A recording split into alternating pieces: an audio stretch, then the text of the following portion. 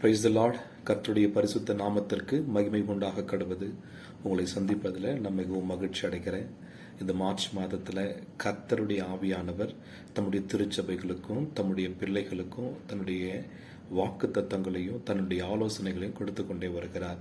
இந்த ஊழியத்தில் முக்கியமாக இந்த ஃபெலோஷிப்பில் இருக்கிறவங்க எல்லாருக்காகவும் கர்த்தருடைய ஆவியானவர் சில வார்த்தைகளை ஆலோசனைகளை கொடுக்கிறார். அது ஒரு தீர்க்க தரிசனமான சப்தமாக இருக்கும். ஆமென். ஏனென்று சொன்னால் ஆவியானவருடைய காலம் இது.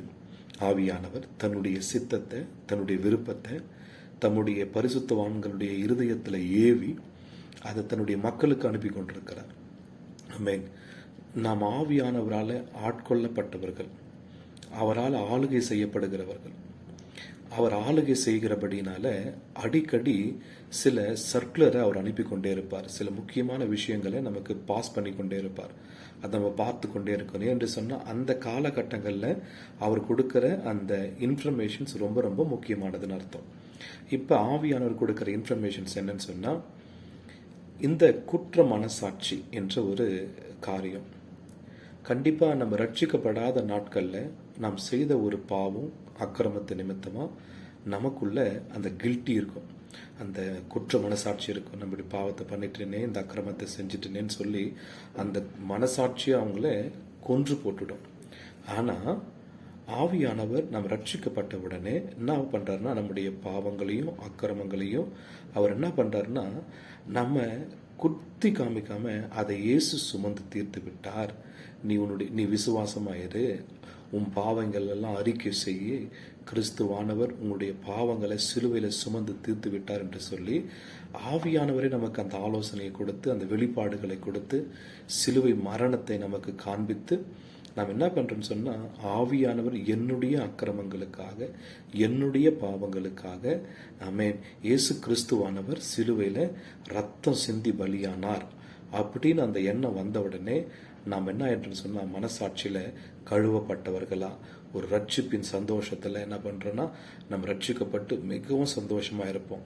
ஆனால் அந்த சந்தோஷம் கடைசி வரைக்கும் இருக்குதான்னு சொல்கிறது தான் கேள்வி. இன்றைக்கி எத்தனையோ கிறிஸ்தவ பிள்ளைகளுடைய வாழ்க்கையில் போராடி கொண்டிருக்கிற காரியம் என்னன்னு சொன்னால், அவங்க இது எத்தனையோ பேர் சொல்கிறதுக்கு தயங்குறாங்க, பயப்படுறாங்க, ஏன்னு தெரியல. ஆனால் நான் ஓப்பனாக சொல்லிடுறேன். ஆமென். நம் தேவனாகிய கர்த்தர் நம்மை முன் அறிந்திருக்கிறார். நம்மை பற்றி அவருக்கு நன்றாகவே தெரியும். ஆமென். என்ன சொல்ல வரேன், இந்த குற்ற மனசாட்சி நம்மளை விட்டு நீங்கி போனது. அது ஏன்? இந்த குற்ற மனசாட்சி என்பது பிசாசானவன் பயன்படுத்துகிற மிகப்பெரிய டூல். அதனால் அநேகருடைய வாழ்க்கை சின்னாபின்னமாகி விடுகிறது. இந்த குற்ற மனசாட்சி இருந்தால் கண்டிப்பாக வாழ்க்கையில் முன்னாடி வரவே முடியாது. இந்த குற்ற மனசாட்சி இருக்கிற இடத்துல விசுவாசத்துக்கு இடமே இருக்காது. இந்த குற்ற மனசாட்சி இருந்தால் சமாதானம் இருக்காது. இந்த குற்ற மனசாட்சி நம்ம வாழ்க்கையில் ஜெயிக்கவே முடியாது, ஜெயிக்கவே விடாதது. என்ன பண்ணலாம்? ஆவியான தேவன் இன்றைக்கு உங்களுக்கு ஆலோசனை கொடுக்கிறார். அவர் சிலுவையில் சிந்தின ரத்தத்தினால நம்ம என்ன பண்ணியிருக்காருன்னா, குற்ற மனசாட்சி நீக்கி இருக்கிறார். மீண்டுமா நீங்கள் விழுந்துட்டு, ஐயோ பாவம் பண்ணிட்டேன், ஐயோ இந்த காரியங்களை பண்ணிட்டேன், அந்த காரியங்களை பண்ணிட்டேன், இந்த துரோகத்தை செஞ்சுட்டேன், ஆண்டவர் என்னை மன்னிப்பாரா? அந்த குறிப்பிட்ட விஷயத்தில் மாட்டிக்கின்னு எத்தனையோ கிறிஸ்தவர்கள் இப்போ என்ன பண்ணி கொண்டிருக்கிறாங்கன்னா, அல்லல் பட்டு கொண்டிருக்கிறாங்க. அவர் மன்னிச்சிட்டாரா, மன்னிக்கலையா? ஐயோ ஞானஸ்தானம் எடுத்து ரட்சிக்கப்பட்டு இந்த 5 வருஷம் பொறுத்து இந்த சின்ன காரியத்தில் தவறு செய்துட்டேனே, இந்த காரியத்தில் இல்லை, சிறு பெரிய காரியங்களும் செஞ்சுருப்பீங்க. அப்போ உங்களுக்குள்ளே வருகிற காரியம் என்னன்னு சொன்னால், பயப்பட ஆரம்பிக்கிறீங்க. நாம் செய்த பாவங்கள் மன்னிக்கப்பட்டதா, மன்னிக்கப்படலையா? ரட்சிக்கப்பட்ட பின்பு மீண்டுமா பல வருடங்கள் கழித்து இந்த மிகப்பெரிய குற்றத்தை செஞ்சுட்டோமே, ஆண்டவர் மன்னிப்பாரா, மன்னிக்கலையான்னு சொல்லி இந்த போராட்டத்திலே சிக்கிக்கொள்கிறீங்க. இந்த குழப்பமான நேரத்தில் தான் பிசாசு உள்ளே நுழைகிறான். ஆமென். நம்முடைய தேவனாகிய கர்த்தர் அந்த மனசாட்சியில் நீங்கள் இருக்கக்கூடாது, அந்த குழப்பத்தில் இருக்கக்கூடாது. குழப்பம் என்பது பிசாசானவன் அவன் வாசம் செய்கிற ஒரு இடம். அதுதான் அவனுடைய ஒரு கீ. பயம், பதட்டம், குழப்பம், சந்தேகம், இதெல்லாம் அவன் நம்மிடத்துல போட்டு பார்க்குற ஒரு கீ. இது வழியாக உள்ள நுழையிறதுக்கு முயற்சி பண்ணுறான். ஆனால் நீங்கள் என்ன பண்ணணும், நாம் என்ன பண்ணணும்னு சொன்னால், அந்த நேரங்களில் தேவ சமூகத்துக்கு போகணும். அல்லேலூயா. தேவ சமூகத்தில் சென்று ஆமென் அறிக்கை செய்யணும். ஆமென். நம்ம நியாயப்படுத்த தேவையில்லை. நான் முன்கூட்டியே உங்களுக்கு நான் சொன்னது போல, நாம் யார் என்று அவர் முன் அறிந்திருக்கிறார். நாம் எப்படியார் பட்டவர்கள் என்று சொல்லி கர்த்தர் முன் அறிந்திருக்கிறார். முன் அறிந்தவர்கிட்ட போய் நம்ம நான் நல்லவன், நான் அப்படிப்பட்டவன் நம்ம சொல்லவே தேவையில்லை. அவர் நம்மளை பற்றி நன்றாக அறிந்திருக்கிறார். அல்லேலூயா. ஏன்னு சொன்னால் இன்னைக்கு குழப்பத்தில் இருக்கிறவங்க என்ன பண்ணுறாங்கன்னா பிசாசுக்கு இடம் கொடுத்துட்றாங்க. மீண்டுமா குற்ற மனசாட்சிக்கு இடம் கொடுக்குறாங்க. இந்த சத்தியம் மிகவும் மிகவும் முக்கியமான சத்தியம், கவனிங்க. அப்போ ஆண்டவர் நான் ரட்சிக்கப்பட்ட பின்பு மீண்டும் பாவம் செய்கிறேன், ஏதோ ஒரு காரியத்தில் விழுந்துட்டேன், என்ன பண்ணலாம்? எத்தனையோ கிறிஸ்துவர்கள் பின்மாற்றத்துக்கு போயிட்டாங்க. என்னால் பரிசுத்தமாக வாழ முடியல, தேவனுக்கு பிரியமாக வாழ முடியல அப்படின்னு சொல்லி எத்தனையோ பேர் பின்மாற்றத்துக்கு போயிட்டாங்க. நான் இன்றைக்கு ஒரு ஆவியானவர் கொடுக்குற ஏவுதல் பேரில் உங்களுக்கு சொல்கிறேன். ஆமென். ஆண்டவராக இயேசு கிறிஸ்து உங்களை முன்னறிந்திருக்கிறார். நீங்கள் அவர் சமூகத்துக்கு வந்து உங்கள் பாவங்களை அறிக்கை செய்து அந்த குழப்பத்தில் இருக்காதீங்க. அந்த குற்ற மனசாட்சியில் மீண்டும் இடம் கொடுக்காதீங்க. அவர்கிட்ட வந்து உங்கள் பாவங்களையும் நம்முடைய அக்கிரமங்களையும் அறிக்கை செய்தால் அவர் மன்னிப்பார். அவர் தயவு பெருத்திருக்கிறவர், நம் மீது இரக்கமாக இருக்கிற கர்த்தர். ஆனால் இந்த இடத்துல நம்ம எல்லாரும் உற்று கவனிக்க வேண்டிய ஒரு காரியம், இதை சில பேர் மாம்சத்திற்கு ஏதுவாக, இந்த கிருபையை சில பேர் மாம்சத்திற்கு ஏதுவாக அனுசரிக்கிறார்கள். அது மிகவும் தவறு. அது ஏற்றுக்கொள்ள முடியாத ஒன்று. ஆமென். அதுதான் மிகப்பெரிய பாவம். நம்மை மீட்டு ரட்சித்த அந்த இயேசு கிறிஸ்துடைய ரத்தத்தை சில பேர் என்ன பண்றாங்கன்னா மீண்டும் பாவம் செய்வதற்கான ஒரு பாஸை போல, ஒரு லைசன்ஸை போல வச்சுக்கொண்டு பாவம் செய்யறாங்க. அவங்கெல்லாம் துணிகரம் உள்ளவர்கள். அவர்களுடைய பாவங்களை ஆண்டவர் மன்னிப்பதில்லை. ஆமென். அவர்களெல்லாம் எப்படி சொல்றது எனக்கு தெரியல. ஆனா நான் யாரை குறித்து பேசிக்கொண்டிருக்கிறேன்னு சொன்னா, சூழ்நிலை நிமித்தமாக, சந்தர்ப்பவாதத்தின் நிமித்தமாக ஏதோ ஒரு பாவங்கள்ல அவங்களே அறியாம விழுந்துட்டு அதன் நிமித்தமா மனசாட்சியில, குற்ற மனசாட்சியில சிக்கிக்கின்னு மீண்டுமா பயம், பதட்டம், கலக்கத்துல வாழ்ந்து கொண்டிருக்கிறவங்க. ஆனா கிறிஸ்தவர்கள் ஜெயிக்க முடியல, ஜெயமா வாழ முடியல, ஜெபிக்க முடியல. உங்களுக்கு நான் சொல்றேன், ஆமென், உண்மையாக தேவனுடைய சமூகத்துக்கு வாங்க, அறிக்கை செய்யுங்க, அவர் சமூகத்துல உங்க மனசை ஊற்றுங்க. அவர் மன்னிக்கிறவராயிருக்கிறார். ஆமென். குற்ற மனசாட்சி நீங்க உங்களை அவர் ஆசீர்வதிக்கிறவராயிருக்கிறார். மீண்டுமாய் புதுப்பித்துக் கொண்டு தேவனுடைய சமூகத்துல ஆவில பலன் உள்ளவர்களாக எழுந்திருக்கணும். பிரதர், நீங்க இப்படி பேசிக்கொண்டே இருக்கிறீங்க, இதுக்கு ஆதாரம் என்ன? வேதவசனம் என்ன சொல்லப்பட்டிருக்குன்னு கேட்குறீங்களா? நம்முடைய முற்பிதாக்கள், நம்முடைய மூத்த ஊழியர்கள்லாம் கண்டிப்பாக வசனங்களை சொல்லி அதற்கான வியாக்கானங்களை கொடுத்து கொண்டே இருப்பாங்க. அது நல்லது. நானும் கண்டிப்பாக அதை தான் மையப்படுத்துகிறேன், வலியுறுத்துகிறேன். ஆனால் இது ஒரு இன்ஃபர்மேஷனாக, ஒரு ப்ராஃபட்டிக்கல், ஒரு கவுன்சிலிங்காக கர்த்தர் உங்களுக்கு கொடுத்து கொண்டிருக்கிறார். அதற்கான வசன ஆதாரங்களை நான் உங்களுக்கு கொடுக்குறேன். இந்த கவுன்சிலிங்கில் நான் என்ன சொல்ல வரேன்னு சொன்னால், ஏதோ ஒரு சூழ்நிலை நிமித்தமாக கீழே விழுந்துவங்க மீண்டும் எழுந்திருக்கணும்.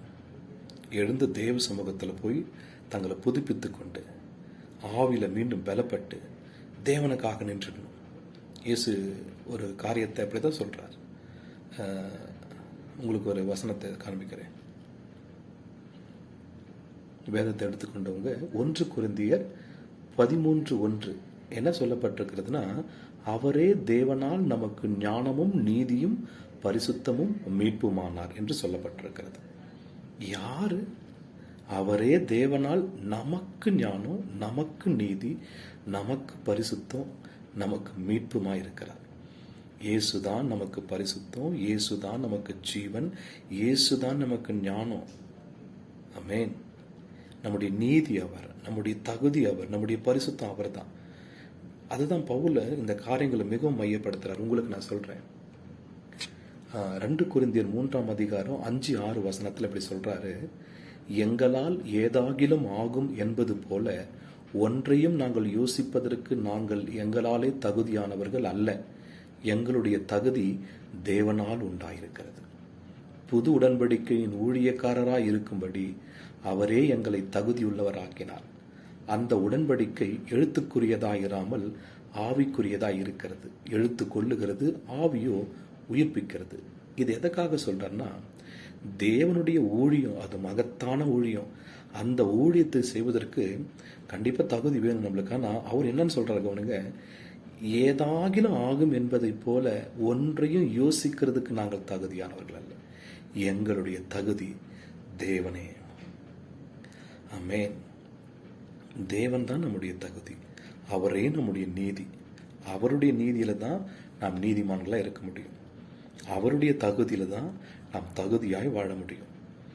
நம் ஆசீர்வாதங்களை இப்போ ஒரு பொசிஷன், ஒரு டெசிக்னேஷன்ஸ், ஒரு பதவி, அது தகுதியானவர்களுக்கு கொடுப்பாங்க. ஆனால் தேவன் வித்தியாசமானவர். அவர் ஒருத்தவங்களுக்கு கொடுக்கணும்னு சொன்னால் தகுதியற்றவர்களை அழைத்து தன்னுடைய தகுதி அவர்களுக்கு கொடுத்து ஆசீர்வதிக்கிறார். பலவீனமானவர்களை, எடுத்துக்காட்டுக்கு உலகத்தில் பலவீனமானவர்கள் தெரிந்து கொண்டு பலவான்களை வெட்கப்படுத்த பலவீனமானவர்கள், ஞானவான்களை வெட்கப்படுத்த பைத்தியமானவர்களை அவர் எப்படி சூஸ் பண்ணுறார்? இந்த உலகத்தார் சூஸ் பண்ணுறது வேற.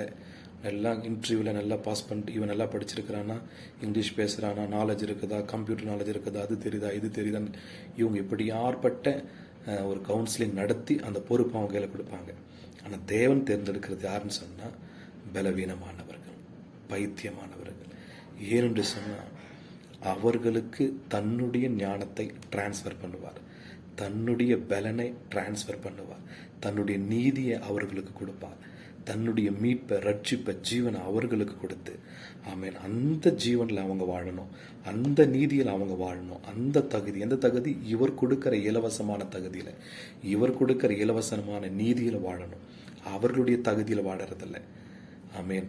அப்படிதான் அப்போஸ்தலனாகிய பவுல் கூட சொல்றாரு, நானும் அவருடைய நீதியினாலும் அவருடைய தகுதியினால இந்த புதிய உடன்படிக்கையின் ஊழியக்காரனானேன். ஏனென்று சொன்னால் அவருடைய நீதி, அவருடைய தகுதியில் ஊழியம் செய்தாங்கன்னு சொன்னால் கீழே விழுந்துருவாங்க. கீழே விழும்போது குற்ற மனசாட்சி, பயம், பதட்டம் எல்லாம் வரும். அப்போ மீண்டும் தோற்று போவாங்க. கிறிஸ்துவ ஜீவியத்தில் தன்னுடைய பலத்தை, தன்னுடைய ஞானத்தை, தன்னுடைய சுய பரிசுத்தத்தை நம்பி யாரும் இருக்கக்கூடாது. அதுக்கு தான் ஆண்டவர் மீண்டும் அதே சாப்டர் தான், கிறிஸ்துவானவர் மகிமையின் நம்பிக்கையாக எனக்குள்ளே இருக்கிறார். இனி நான் அல்ல, கிறிஸ்துவே எனக்குள் வாழ்கிறார். அவரே என் பரிசுத்தம், அவரே என் நீதி, அவரே என் தகுதி, அவரே என் ஜீவன். ஆமென். அப்படி வாழ்கிறவங்க குற்ற மனசாட்சியை சீக்கிரமாக வென்று போட்டுடலாம். உங்களுக்கு மீண்டுமா அந்த குற்ற மனசாட்சியிலிருந்து வெளியே வர்றதுக்கான இன்னொரு காரியங்களை சொல்கிறேன். எபேசியர் 9:14 நித்திய ஆவியினாலே தம்மை தாமே பழுதற்ற பலியாக தேவனுக்கு ஒப்பு கொடுத்த கிறிஸ்துவனுடைய இரத்தம் ஜீவனுள்ள தேவனுக்கு ஊழியம் செய்வதற்கு உங்கள் மனசாட்சியை செத்த கிரியைகள சுத்திகரிப்பது எவ்வளவு நிச்சயம். இது ஒரு ஊழியத்திற்கான கான்செப்டுக்குள்ள வசனம். இது ஊழியத்திற்கான வசனம். ஒருத்தங்க ஊழியம் செய்யும்போது அவங்க தகுதியில் செய்யக்கூடாது, இயேசு கிறிஸ்துடைய ரத்தம் தான் அவங்கள தகுதிப்படுத்துதுன்னு சொல்லப்பட்டிருக்குது. அவங்க மனசாட்சி, குற்ற மனசாட்சி, செத்த கிரியைகளை என்ன பண்ணுறது? சுத்திகரிக்கிறது. அதே போல் நான் ஜென்ரலாக சொல்கிறேன், யார் யாருக்கு குற்ற மனசாட்சி இருக்குதோ, ஏதோ ஒரு கில்ட்டி உங்களுக்குள்ள இருந்தே இருக்குதோ, உங்களுக்கு நான் சொல்கிறேன், இன்னைக்கு ஆண்டவர் சொல்கிறாரு, தம்முடைய பரிசுத்த ஆவினாலே பழுதற்ற பலியாக தேவனுக்கு ஒப்பு கொடுத்த கிறிஸ்துவனுடைய ரத்தம், அந்த ரத்தம் உங்கள் குற்ற மனசாட்சியை, அங்கே சொல்லப்பட்டிருக்குது, செத்த கிரியைகளால் சுத்திகரிப்பது எவ்வளவு நிச்சயம், எவ்வளவு நிச்சயம். கண்டிப்பாக சுத்திகரிச்சிட்டார். அப்போ அவருடைய ரத்தத்தை எப்பொழுதெல்லாம் கில்ட்டில் இருக்கிறீங்களோ, குற்ற மனசாட்சியில், பதட்டத்தில், பயத்தில் இருக்கிறீங்களோ, அப்பொழுதெல்லாம் இந்த வசனத்தை சொல்லி, ஆண்டவரே அங்கே என் மனசாட்சியை, குற்ற மனசாட்சியை செத்த கிரியைகளை சுத்திகரிப்பது கண்டிப்பாக நிச்சயம். இப்பொழுது நான் ஒரு குற்ற மனசாட்சியில் மாட்டிக்கொண்டிருக்கிறேன், நான் ஒரு பயத்தில், பதட்டத்தில் இருக்கிறேன், என்னை விடுதலையாக்கும் உங்கள் ரத்தம் தான் ஆண்டவரே. அந்த ரத்தத்தை அறிக்கை செய்து நீங்கள் வெற்றியாக வாழ முடியும். குற்ற மனசாட்சியில் இருக்கிற ஒரு ஆளாலும் ஜெயமாக வாழ முடியாது.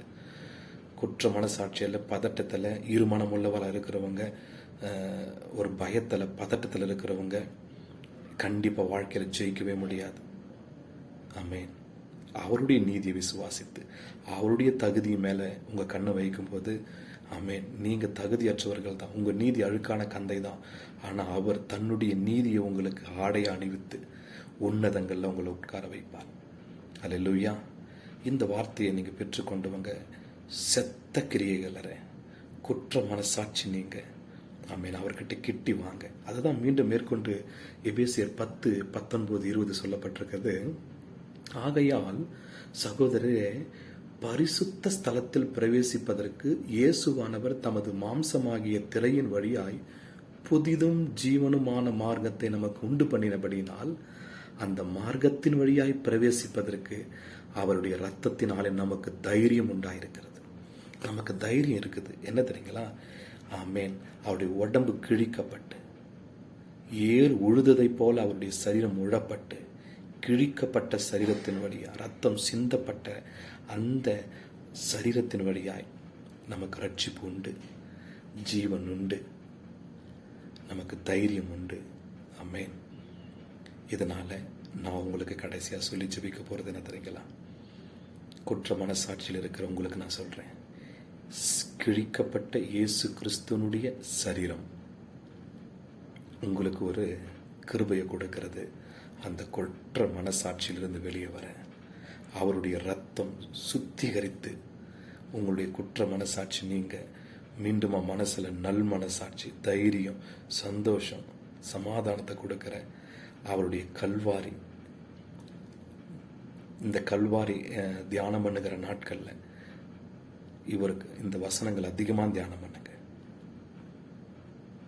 உங்க மனசுல யார் யாருக்கெல்லாம் இந்த செய்தியை கேட்டுக்கொண்டிருக்கிறீங்களோ, ஏதோ ஒரு குற்ற மனசாட்சியில குழப்பத்தில் சந்தேகத்தில் உட்கார்ந்து கொண்டிருக்க உங்களுக்கு சொல்றேன், ஆண்டவருடைய சரீரம் உங்களுக்காக கிழிக்கப்பட்டது. அவருடைய ரத்தம் கழுவி இருக்கிறது. உங்களுடைய குற்ற மனசாட்சி ஒரு புதிய மார்க்கத்தை உண்டு பண்ணியிருக்கிறது. கிட்டி நெருங்கி சேருங்கள். தைரியமாய் அவர்கள்கிட்ட வாங்க.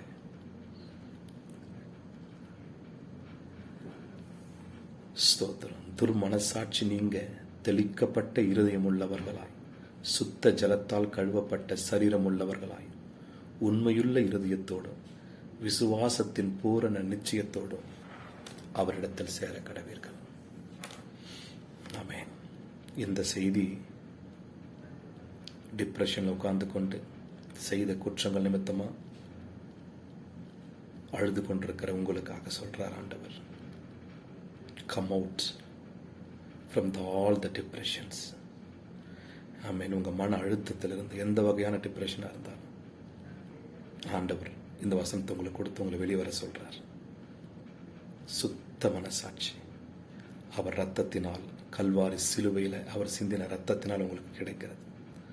இதனால அவரோடு தைரியமாய் பேச, உறவாட, அவர் இலவசமாய் கொடுத்த அவர் ரத்தத்தினால, ரட்சிப்பினால, ஆமென், அவரோடு தைரியமாய் ஒன்று சேர்ந்து அவரோடு இணைந்து பூரண சமாதானமாக இருங்க. ஜெபிக்கிறேன். பரிசுத்தமுள்ள நல்ல பிதாவே, இந்த செய்தியை கேட்கிற ஒவ்வொரு பிள்ளைகளையும் ஆசீர்வதியும். குற்ற மனசாட்சி நீங்க உங்க ரத்தம் தெளிக்கப்பட்டிருக்கிறது.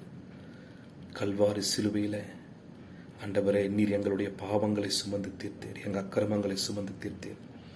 யார் யாரெல்லாம் இந்த குற்ற மனசாட்சியில் மாட்டிக்கொண்டு வாழ்க்கையில் முன்னேற முடியாமல் இருக்கிறார்களோ அவர்களை கர்த்தர் இந்த வேளையில் தொடுவீராக. எல்லா குற்ற மனசாட்சி நீங்குவதாக. பரிசுத்த ரத்தத்தினால் நீர் கழுவி இருக்கிறதை பிள்ளைகள் உணர்வார்களாக. அநேகர் தகப்பன் இந்த கிருபையை போக்கடிக்கிறது போல மாம்சத்துக்கு ஏதுவாய் பயன்படுத்தி தேவ நாமத்தை தூஷிக்கிறாங்க. அப்படியாற்பட்ட பிள்ளைகளை தொடும். யார் யாரெல்லாம் ஆண்டவரே அப்பா இந்த அப்படியாற்பட்ட குற்ற மனசாட்சியில் மாட்டிக்கொண்டிருக்கிறார்கள் அவர்களோடு கர்த்தர் பேசும், அவர்களை விடுதலையாக்கும். மீண்டுமாய் அன்பிலே பூரணப்பட்டு தைரியமாய் உங்க சமூகத்தில் வந்து உம்மோய் அணைத்து கொள்ள, உம்மோடு வாழ அந்த பிள்ளைகளுக்கு கிருபை தாரும். இயேசுவின் நாமத்தில் ஜெபிக்கிறேன் நல்ல பிதாவே. ஆமென்.